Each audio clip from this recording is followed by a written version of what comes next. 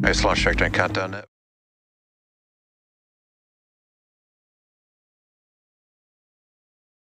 5, 4, 3, 2, 1. Go for launch.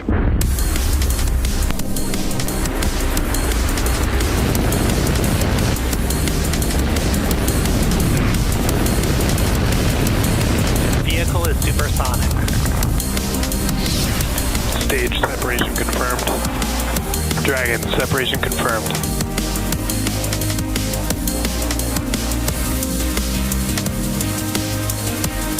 Stage 1 is transonic. Landing legs have deployed. And Falcon 9 has landed.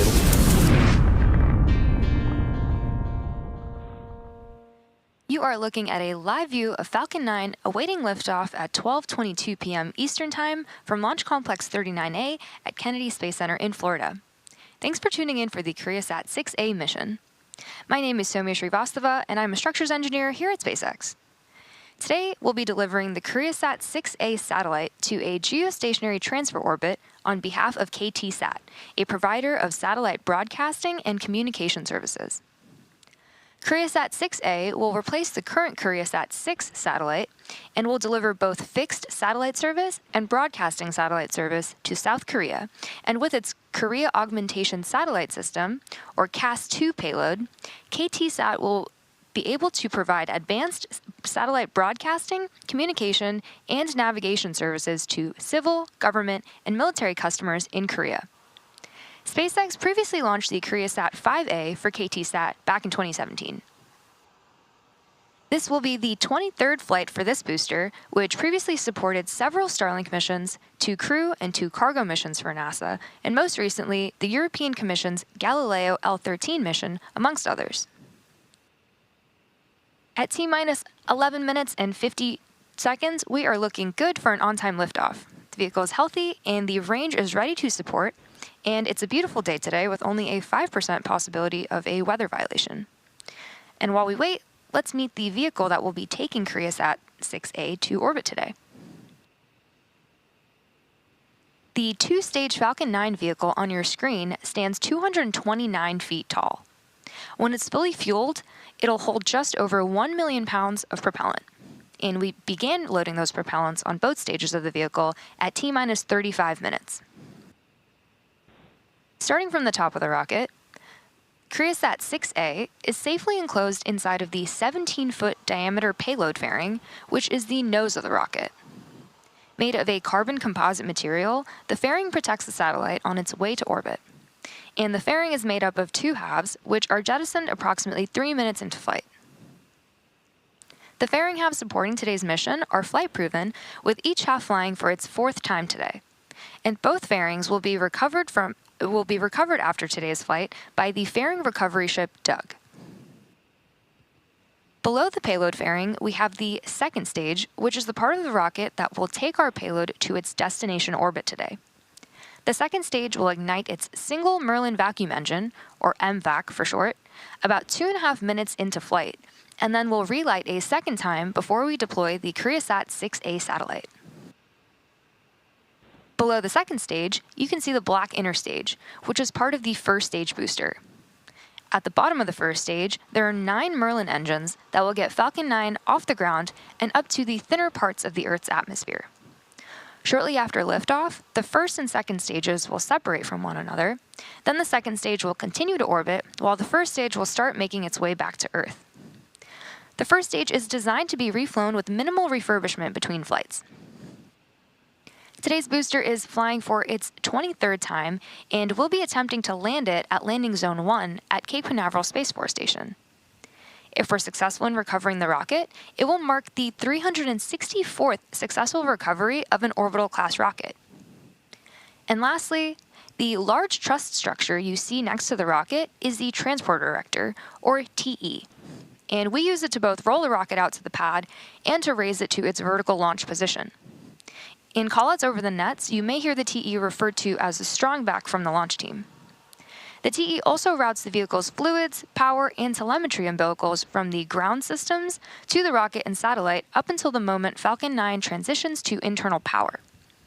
Okay, now that you're a bit more familiar with the vehicle and ground systems, let's take a moment to hear from our customer for today's mission, KTSat.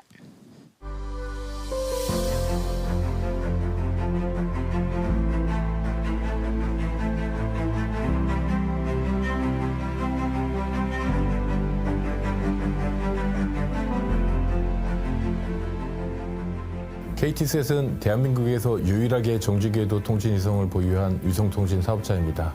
무궁화 5회이호, 6호, 7호, 8호, 그리고 지금 발사하는 6회이호까지 5기의 무궁화 위성을 통해서 전 세계 위성통신 서비스를 제공하고 있습니다.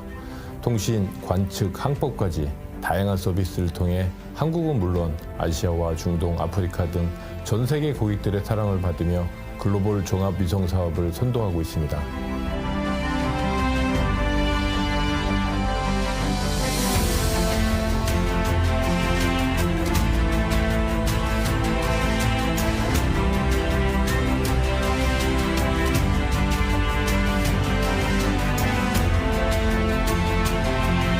어느 때보다 변화가 많은 지금을 뉴스페이스 시대라고 합니다.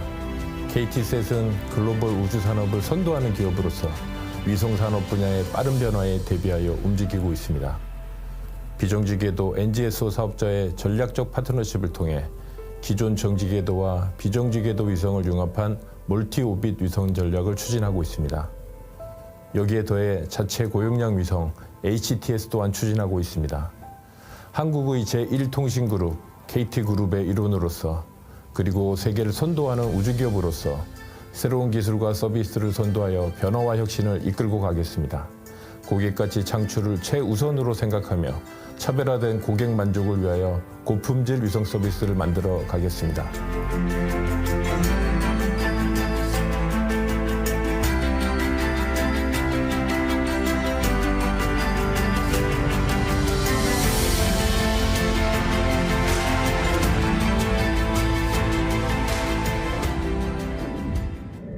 This is a great day for Koreasat 6A. This is a great day for all of us.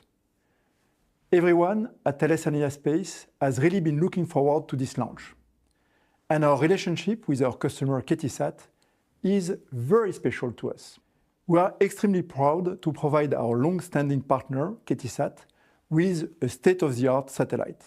Koreasat 6A will ensure KTSat's ability to provide the highest quality satellite services to its customer over the long term and achieve a sustainable growth in KTSat's satellite business in fixed and broadcasting services.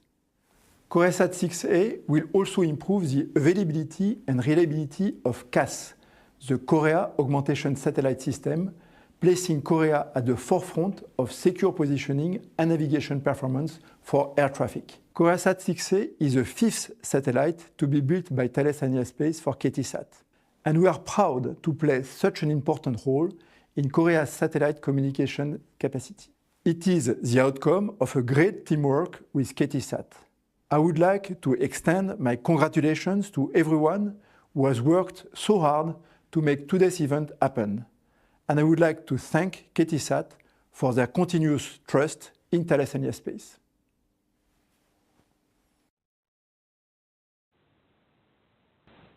We are now at T-minus 5 minutes and 15 seconds from liftoff of Falcon 9 from Launch Complex 39A at Kennedy Space Center in Florida.